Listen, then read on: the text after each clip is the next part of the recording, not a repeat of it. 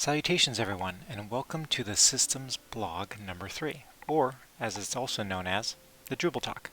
Let's get started.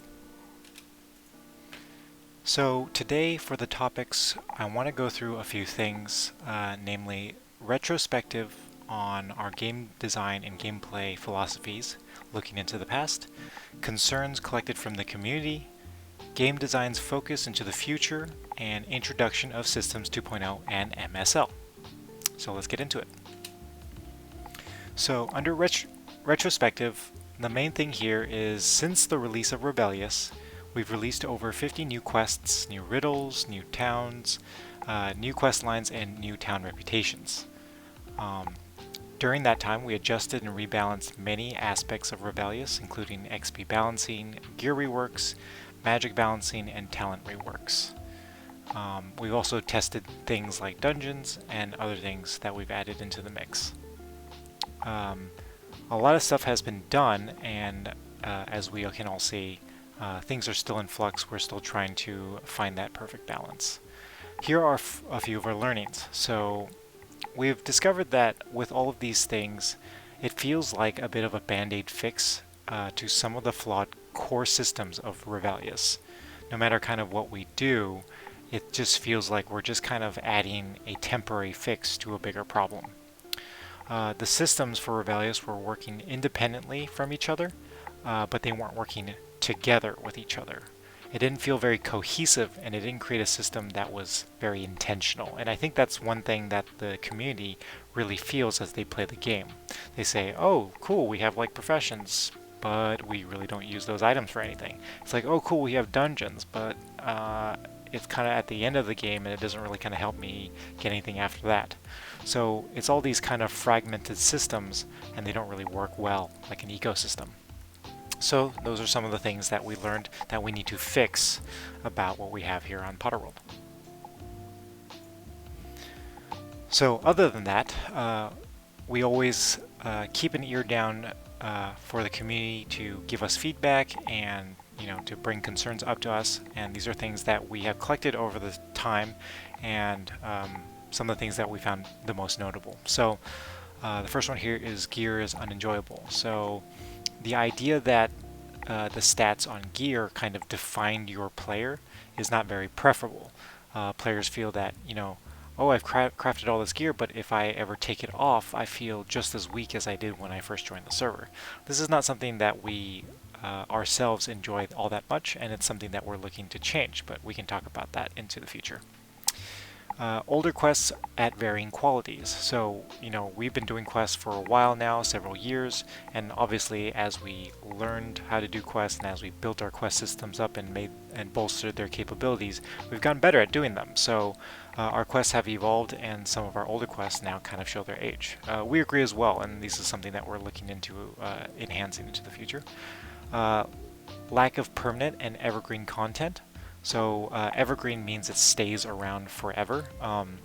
I know that we put a lot of our efforts into events, and that's not something we're looking to change. We really enjoy doing our events. Our team members really like working on them and creating content for them.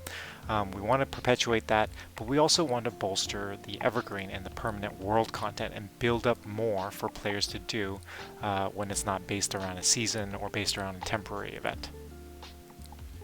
We have gap in levels and of mobs and XP earning concerns. So the TLDR for this one is we've seen forum posts and such that currently our balance between farming mobs and taking classes and doing quests are all kind of all over the place, and we agree. So this is something that we're looking to change soon. Another one that we've heard is grinding is imbalanced and unenjoyable. We know the joke that people just kind of sit in trees and farm mobs. This is something we want to look into. I know it is a little bit hard to combat this because this is kind of a function even in classic Minecraft, but we are thinking of other ways to make fighting and farming or grinding more interesting. We wanted to look at chest runs, dungeons, classes, and all that, and kind of do some balancing work around that. Another one we've heard is map spacing is too spread. I think this is mainly related to how our towns are quite far from each other, and in between there are spaces where there's nothing. there. Not a mob, you know, not really any kind of content or quests, and we also want to look into this. Current professions are being less useful, so there's kind of no purpose into doing our current professions. It's cool that we have them, and you know, it's unique that you can brew potions and make foods, but you really don't need that to play the game, and that's something we're looking to changing, and we can talk about here in a sec. Daily activities become a bit redundant. As you've seen, we've been trying to work in things like reputation stuff to add more content in the in-between, so that if you don't have a quest to do, you can kind of do these other types of gameplay. But still, a lot of this is based on those kind of band-aid fixes that I was talking about before for Rebellious. We want to create something that is a little bit more intentional, and that's something I want to talk to you all about. Alright, so let's move on. Alright, so game design's focus into the future. So currently, like I said before, we're still trying to figure out some of those holes in Rebellious so that the players aren't suffering right now. This is what I call clearing out the backlog. So we did have a bunch of listed items that we wanted to do to kind of shore up Rebellious so that we fill in some of those gaps that the foundation of Rebellious created. Our next big town that we're adding is Woodshire, and it's going to be our last Rebellious update town. Overall, we will still be adding things into the current generation of Rebellious, but it won't be as big as Woodshire, and that will be our last town before we move into the future content. We still want to address current XP earning concerns. We're looking into adjusting XP gain from specific areas of the game to help balance them in line with other methods. This might be, you know, mini games, classes, mob farming, chest runs, etc. This is to help players that are trying to hit max level now. We want to continue events. It's one of our favorite things, like I said, that we work on. We know that the players really enjoy them as well, so those things will always be something that we will provide support for. So all of this is just making a little bit of space for game design's schedule for something on the horizon. So let's talk about that now. So it is currently what we deem Systems 2.0 and MSL. So let's talk about what these things are. So what is it? Systems 2.0 is the redesign of PotterworldMC's core systems and anchored on all of the things that we've learned in these last 8 years. So a lot of it's going to be based and designed around things that we've heard concerns from the community, gaps that we saw in Rebellious. The positives and negatives are all considered when we are designing and have designed 2.0. Changes the foundation of Potterworld so the structure is intentional and creates an ecosystem of individual systems that will work together to create a better game loop for our players. What is the goal? Changing our design philosophy to create content for our community to enjoy. Balanced gameplay with emphasis of freedom of choice, including multiple ways to play and level up. Create a balanced ecosystem where the unique elements of the 2.0 systems work together intentionally, and that's something that I can explain here in the future. Okay, so going into some details now. This isn't going to be the full rundown of Systems 2.0. That will be the next Droobletalk. Or systems blog. This is just kind of a quick taste. Now, any numbers that you see, any images that you see, these are all TBD and not finalized. We obviously design with some base numbers in mind so that we can get the flow of balancing going, but I wouldn't count on these as the final numbers. Okay, so what is getting redesigned? So the player leveling experience is going to get redesigned overall. So some bullet points here. Players will earn stats upon gaining levels. Before, in our current system, it's all based around gear. When you wear gear, you get more powerful. If you take gear off, you get less powerful, and we want to change that. Again, we're basing a lot of this off of concerns that we've heard about from the community, and we agree. So we want to redesign it in a way that it makes sense. So looking a little bit here at the top right here, you'll see a player progression breakdown kind of Excel sheet chart. One thing we're working is every time you level, you will be gaining a suite or a group or a package of stats so that you will naturally get more powerful as you level up. This is not requiring gear. a player wearing no gear will still be getting these stats, so that even without gear, they will become more powerful over time as they level up. Our philosophy here is that power comes through progression and not through items, and that's the shift that we're going to be making. Okay, the next thing here, to briefly touch on it, is subjects. So I am deeming this now subjects, what we would have considered back in the day as professions. The reason why I've swapped it to subjects as a just as a baseline idea is because all of us in Potterworld, we're supposed to be going to a magical school. It makes more sense to me and the players as you level up, as you get higher in the years, you get more proficient at subjects, just like you do in real life. When you go to school, you aren't taking profession classes, you're taking subjects, and you get better and better as you invest more time into those subjects. So we're adopting that same philosophy here. The subjects that we are working on for 2.0 are combat/dueling, herbology, cooking, potions, care of magical creatures, runes, charms, and those are the main ones. Okay? Subjects will provide unique stat bonuses as you level, and subject crafted items will be useful and necessary for more difficult content. So let's kind of talk about what that means. So if you look at the second image below the top right one here, the one that says subjects level breakdown, you'll notice that as you level up each subject, subjects have 50 levels each that all players can work on.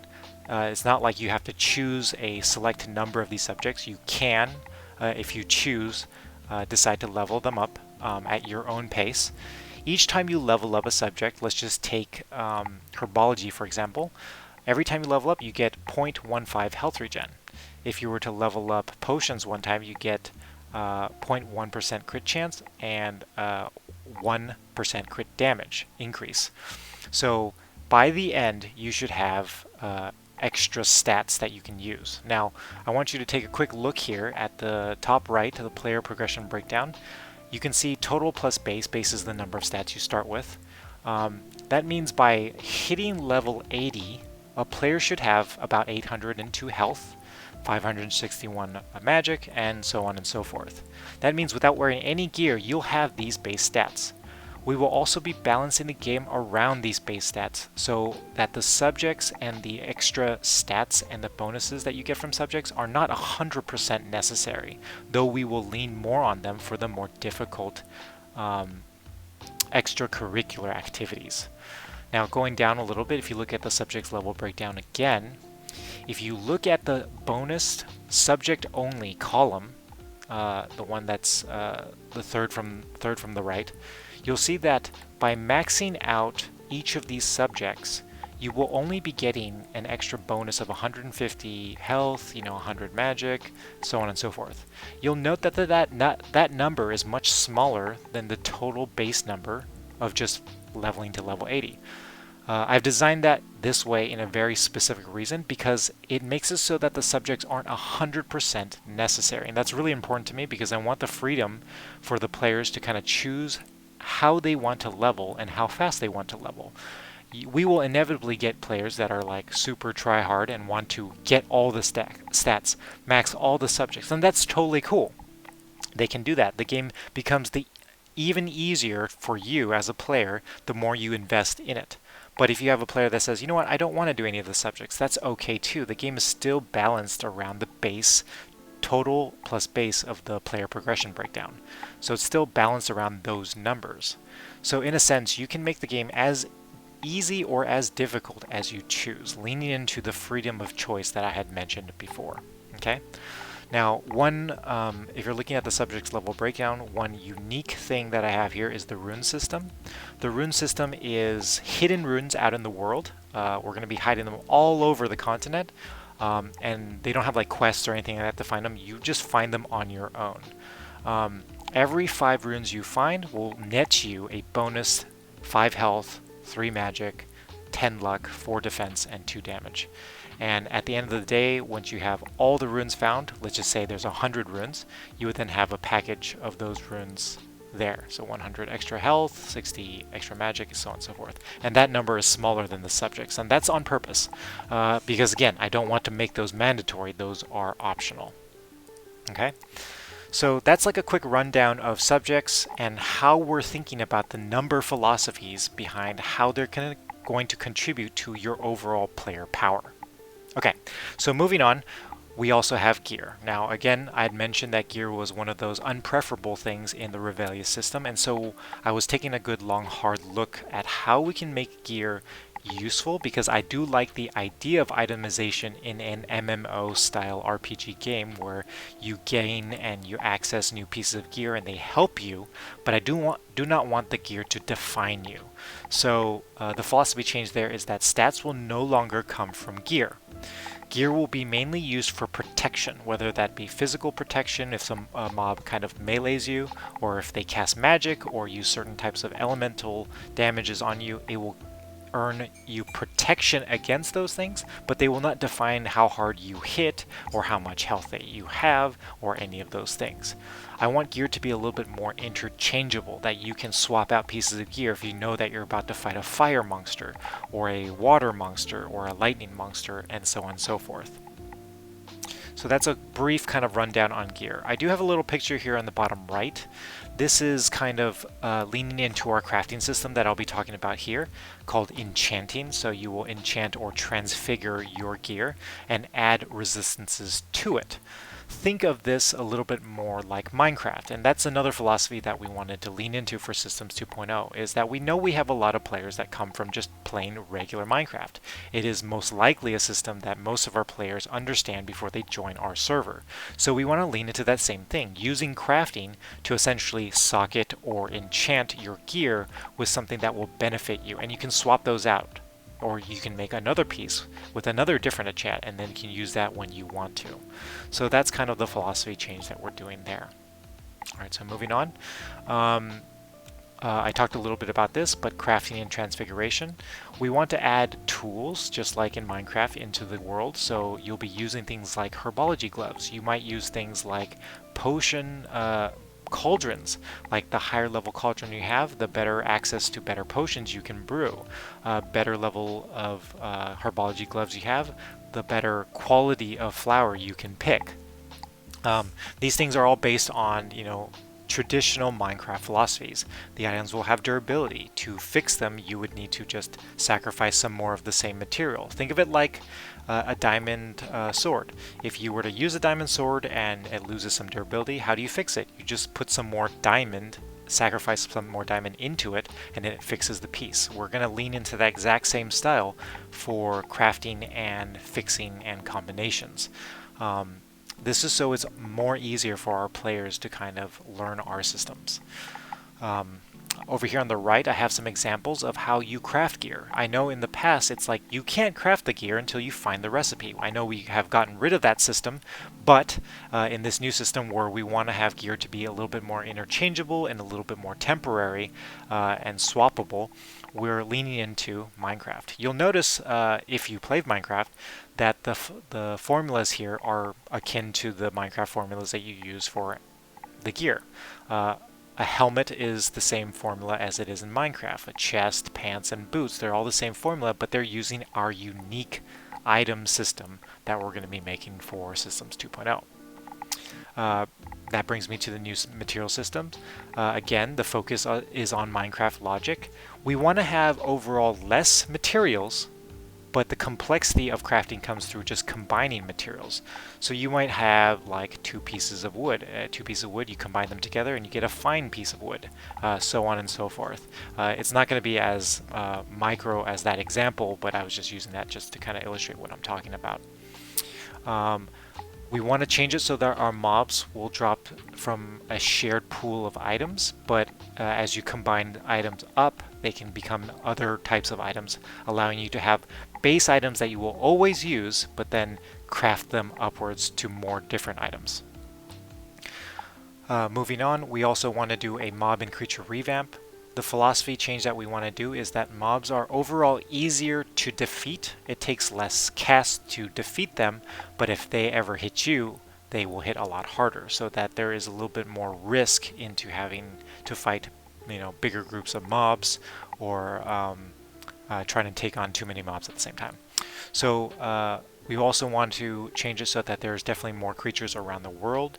just overall adding more mobs per zone so that you can turn a corner everywhere and just find mobs to fight and, you know, defeat, and we can also use those same mobs in quests and other types of content. And we're making updates to that mob material system like I mentioned before. Again, just to touch again on the material system, we want to simplify the logic, complexity through combination, and material use never decays. So that means you might find fabric as a base material and you will always use it no matter what level you are. I don't want there to be a thing where like cloth is never used or fabric is never used once you hit a certain level. I want it to always be useful. Okay. Alright, next I'm going to touch a little bit on the main storyline. So what is it? So we're crafting a quest storyline that will tell a unique story to PotterworldMC that will bring players on an adventure from beginning to end. The quest will span from level 11 to level 70. So that's right after the new first year experience. After it puts you into the real world, you will start this main storyline quest and it'll take you all the way to level 70. The focus on the player and the focus of MSL is to focus on the player and to set characters that will join you on your adventures. It's themed and centered around our magical school because we know that there was a lot of confusion over having to leave the school when you're supposed to be a certain year still. So this whole main storyline is going to be focused around the school. You'll start in the school. It might have some quests where it sends you outside for some storyline elements, but it will return you back to the school where you go deeper and deeper into the storyline. And that's how it's going to be. The flow will send you out, then you're supposed to return to progress further. The story will flow through every zone and every town and will integrate our past established world lore. It'll set us up for expansion of our world into the new continents that we've planned, and MSL will live alongside our current world content, but it'll take the center seat as the main quest line. So our plan is not to remove any of the content that we currently have in the world. We want to add to the overall number of content or number of quests and stuff into the world, but make it the main quest line. So our goals is we want to lean into the new Systems 2.0 structure, utilizing the subjects, the gear, the material system, and everything else to create the ecosystem of gameplay. We want to utilize what we've learned from our events, roleplay, and the last 8 years of our experience to make an awesome adventure for our players to partake in, and leads us to expanding our world. We want to fill the world, including any towns that have yet to find content, and allow us to tell our own story for PotterworldMC. So yeah, that's a kind of a long rundown, but a quick touch on our Systems 2.0 and MSL systems that are coming into the future. In the next blog, we're going to be going in more of a deep dive into the Systems 2.0, like numbers, philosophies, and kind of what we're thinking, because these are all things that we want to kind of get the community's opinions on to figure out, you know, what are ideas that you guys like, what are ideas that you guys aren't super fan of, and so we can kind of open that communication and that line of transparency between us and our players. So yeah, thanks for taking the time to listen to this, and look forward to the next blog. Thanks all.